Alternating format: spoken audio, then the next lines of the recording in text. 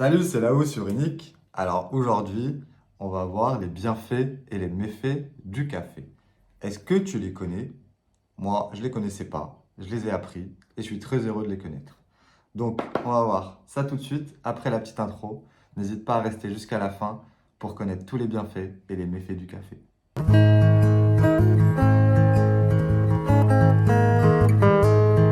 Alors commençons par les bienfaits du café. Le café permet une stimulation cognitive.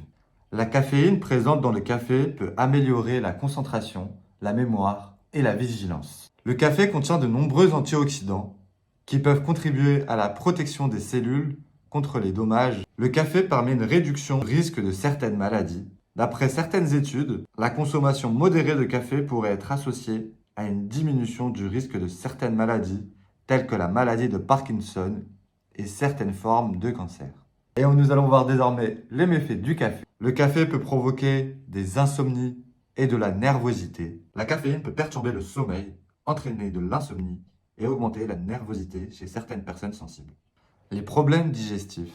Chez certaines personnes, le café peut provoquer des problèmes digestifs tels que l'acidité gastrique. La dépendance. Une consommation excessive de café peut entraîner une dépendance à la caféine avec des symptômes de sevrage tels que des maux de tête et l'irritabilité.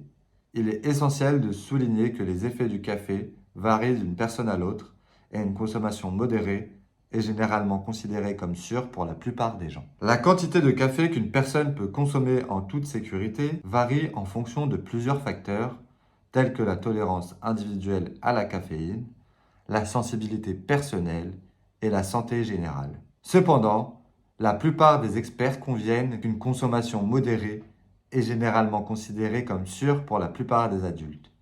En général, une consommation modérée de café est d'environ 3 à 4 tasses par jour, ce qui fournit généralement entre 300 et 400 mg de caféine.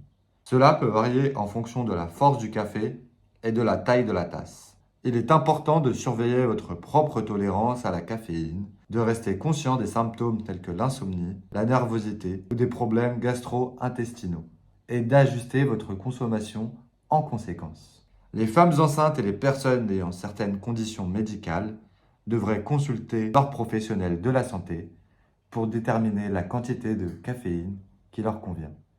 Et voilà, j'espère que tu en sais plus sur le café. Je te dis à bientôt pour d'autres vidéos. N'hésite pas à t'abonner. Je te dis à bientôt. Ciao.